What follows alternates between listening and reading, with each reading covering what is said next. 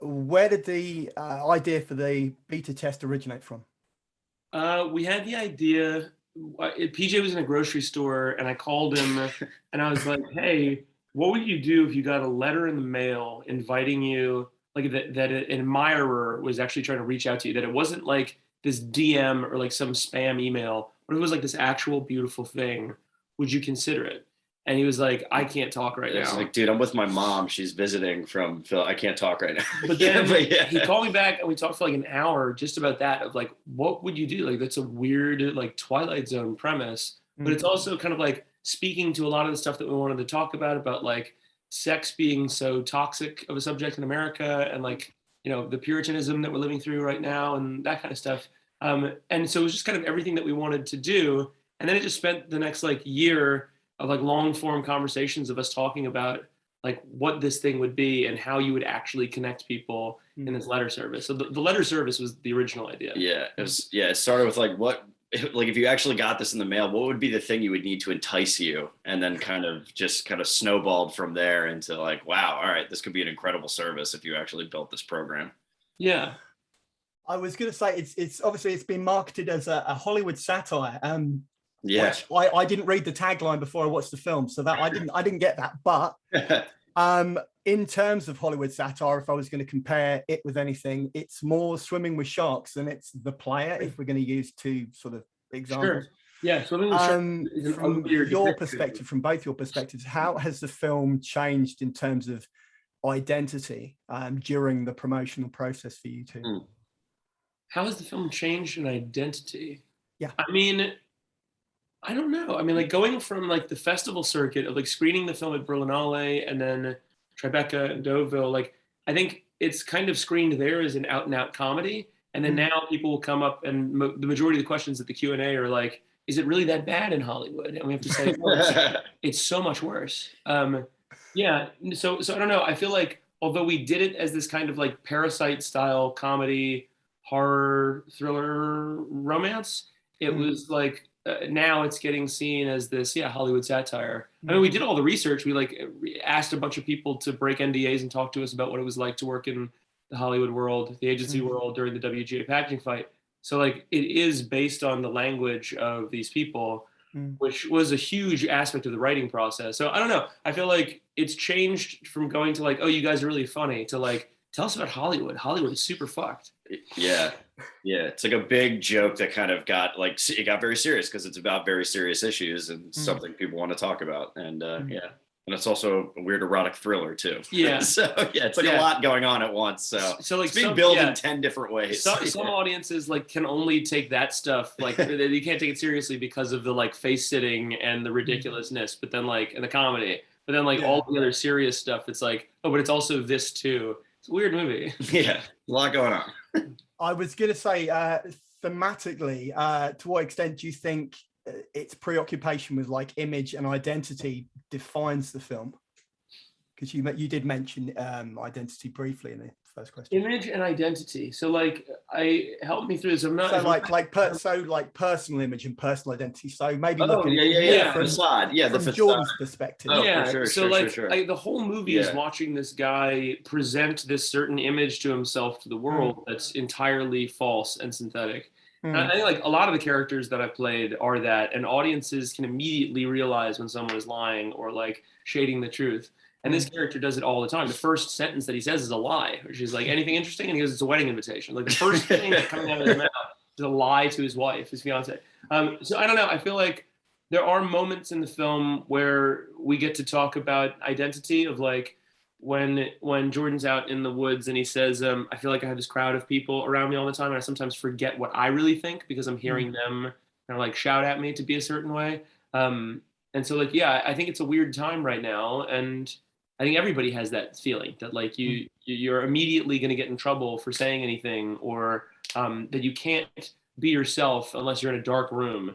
And like that's an interesting, weird thing about identity. Yeah, just driving yourself crazy about every little thing you do because people are so afraid of how they seem and are so afraid of stepping out of line at all that like we're too scared to even talk to other people and take any chances because anything on the internet is like it could be more devastating than anything in real life if it gets found out, because on the internet it doesn't go away. We screened the film for a filmmaker, and she said, I go through all of my emails and have to delete all of the exclamation points because I don't want to seem childish. And like, I was like, I never do that. But she has like all of these neuroses about how she's going to be perceived. And she's like, I don't think I'm going to do that anymore. I'm going to be the exclamation point queen.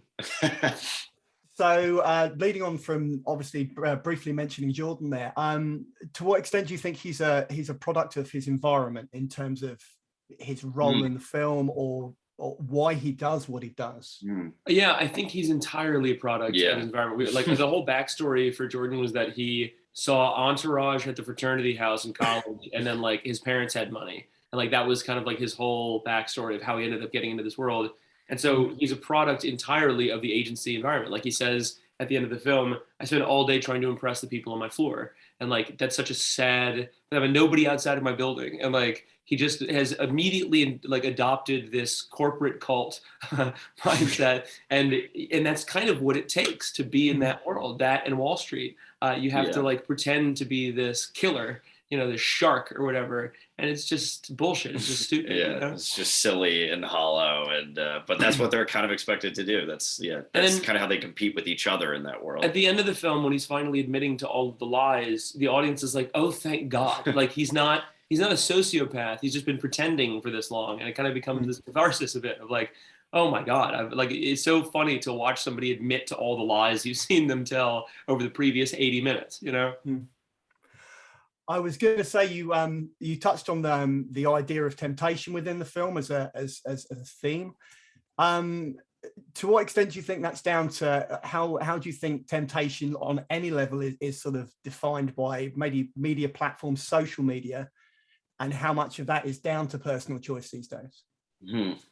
Again, it's more of a broad question. It's very I don't know. So like it's kind of like hand in hand where. All of my Instagram feed that gets sent to me is like cute girls in bikinis. So it is this like temptation, but I don't know if that's just an amalgamation of the public's interest. So like it's kind of hand in hand where the algorithm is sending it to you, but it's sending it to you for a reason. It's kind of like, no, this is what humanity is. This is what you guys are liking in the privacy of your own home and the privacy of your own cell phone. So like, I think really, although it is, sad and petty and ridiculous that it's just like girls' butts on my screen all the time. I have to hide it in public. Like I open it up and I'm like, Jesus Christ. But really, that's like they know that's what we're into. Yeah, they know what like everybody's into. That's like what's the thing that is most popular that happened today or whatever. It gets the most clicks and the most views, and the way YouTube sends you what videos you like. Yeah, that's kind of what the internet does. Nothing's changed. Nothing's changed. I went to the Louvre the other day, and it's all these naked women. Like humans have wanted to, specifically men, have wanted to see beautiful naked people since the dawn of art. Nothing's changed. It's just kind of this. It's built up into this insane algorithm. Yeah, there's just a lot more statues coming in your phone. There's a lot more stuff to look at now with the internet. Thirst traps. Yeah, exactly.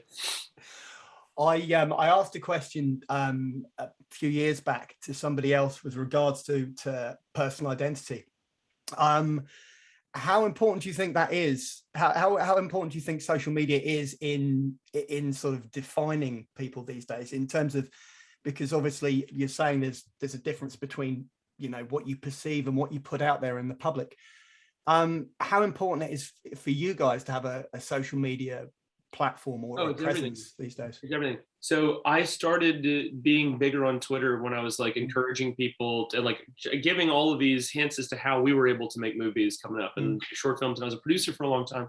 And I met all of these people who were filmmakers that inspired me to make movies, but they're not on social media. And I was like, oh, well, maybe someday somebody's going to come along and like, do this for the masses, to like encourage people to do stuff and say that it's all bullshit and you can make movies by yourself in your backyard if you want to, and that still counts as a movie.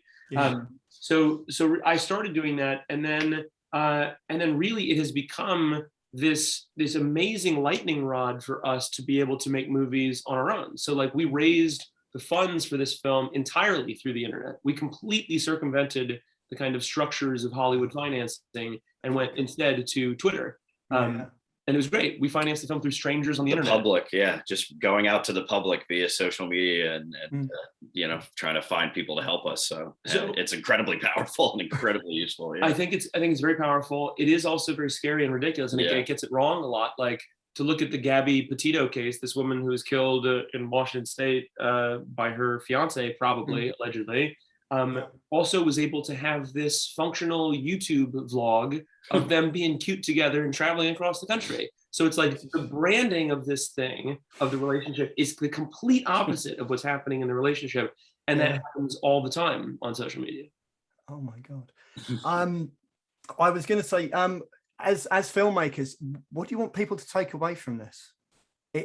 When they step out the theater and they walk away, what's your driving? What's the sort of the thing you want people to remember and maybe talk about? I don't know. I think we have different instincts. Like PJ is like, I just want people to be like, yeah, the movie's dope. And Cool movie. It was something unique, cool movie, and it was new, it was and like fun, a new voice, and like these two are good at telling a story these days. Right. And then for me, I have these other alternative motives of like, it would be great. I mean, it feels like the ultimate fuck Hollywood movie, and for everybody in independent film, it's such a soul-crushingly lonely experience making movies by yourself. And to be able to return some of the power through comedy to these people all over the world who have never been let into this club and humiliate these fucking people, these powers that be, that's my favorite thing, of people to be like, hey, yeah, great, you scored one for our team. That's why I made the film. Just out of interest, because I mentioned The Player and I've mentioned Swimming with Sharks. Were there any other film influences in terms of maybe thrillers and Eyes Wide Shut, a certain genre? Eyes Wide Shut, and then Stanley Kubrick's Eyes Wide Shut was a big one for us, and then a lot of like giallo films, so like Italian giallo films like Bird with the Crystal Plumage or Deep Red. Like the opening scene, although it is very David Fincher, we wanted to like get as many red lights and blue lights in and like have it feel like a giallo film from the 1970s. We originally had a lot more giallo music in the score, and then we kind of shifted it to more weird classical. But there was a lot of giallo references in the kind of writing process. And, there's a Bruno Nicolai song in the film. And it's like, it feels like there's some harpsichord in it. It feels a bit giallo. But yeah, I don't know. I feel like from the beginning, it was just, Parasite, and then what else? And like, I don't know, for me, I always say goofy Chinatown, because it's like a funny, like an LA noir mystery thing that I always love. I love that kind of stuff. So for me, it was the detective noirs. engine. For the detective engine, Chinatown. And then like Girl with the Dragon Tattoo, other detective stories that we love. Right. I was going to make, because I picked up bits of The Game in there, and maybe bits of Falling Down as well. As character bits and pieces. Everything Fincher all the time. I watched it and I was just like, my God, that's cool. Just one other thing, is it Mozart's Requiem Mass that's floating around in there? It's a Lacrimosa, exactly. It's because I was just like, that's amazing. What? It's the biggest piece of like sad music. And then they're supposed to have this lovely time in the mountains, and it's just like the saddest thing. It's really funny. Yeah. And I was just like, oh my God.